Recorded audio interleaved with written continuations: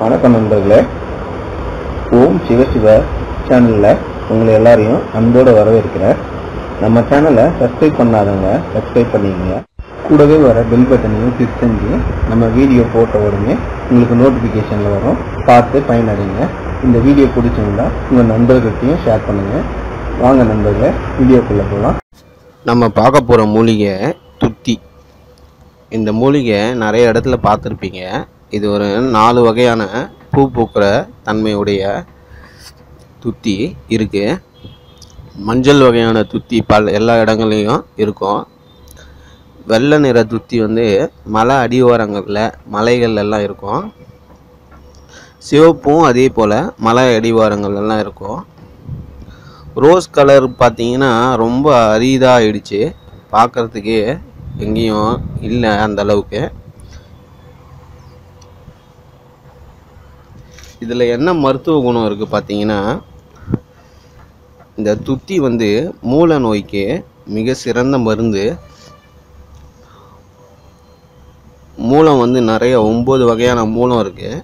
அந்த 9 வகையான மூலத்துக்கும் இந்த துத்தி இலையை சூரணம் செஞ்சு சாப்பிடலாம். இந்த மூல நோய் பார்த்திங்கன்னா வேர் மூலம்னு சொல்லுவாங்க. அதுதான் இருக்கிறதுலையே ரொம்ப கொடியதான மூல நோய். இது என்ன பண்ணும் பார்த்திங்கன்னா, உங்கள் ஆசன வாயில் ஒரு வேர் மாதிரி நரம்பு மாதிரி வளர்ந்து அதிலிருந்து சீல் ரத்தம் கலந்து வடிக்கக்கூடிய நிலைக்கு பெருசாக வளர்ந்துடும். இதை கூட கட்டுப்படுத்தக்கூடிய அற்புதமான மூலிகை தான் இந்த துத்தி. இந்த துத்தி பார்த்திங்கன்னா மஞ்சள் கலர் வீரியம் குறைவாக இருக்கக்கூடியது. 50% தான் அந்த நோயை குணப்படுத்தும். ஆனால் சிவப்பு துத்தி 100% நோயை குணப்படுத்தும் வீரியம் உள்ள மருந்தது. இந்த வீடியோ பதிவில் உங்களுக்கு வெள்ளை கலர் துத்தியை தான் உங்களுக்கு வீடியோ பதிவில் காமிச்சிருக்கேன். இது எந்த இடத்துல இருக்குது பார்த்திங்கன்னா, ஆம்பூர் உரக்குடம் பக்கத்தில் ஆம்பூர் மலை ஒன்று இருக்குது. அந்த இடத்துல மலை அடிவாரத்தில் அந்த சாலை ஓரங்களில் இந்த துத்தி வெள்ளை கலர் துத்தி இருக்குது.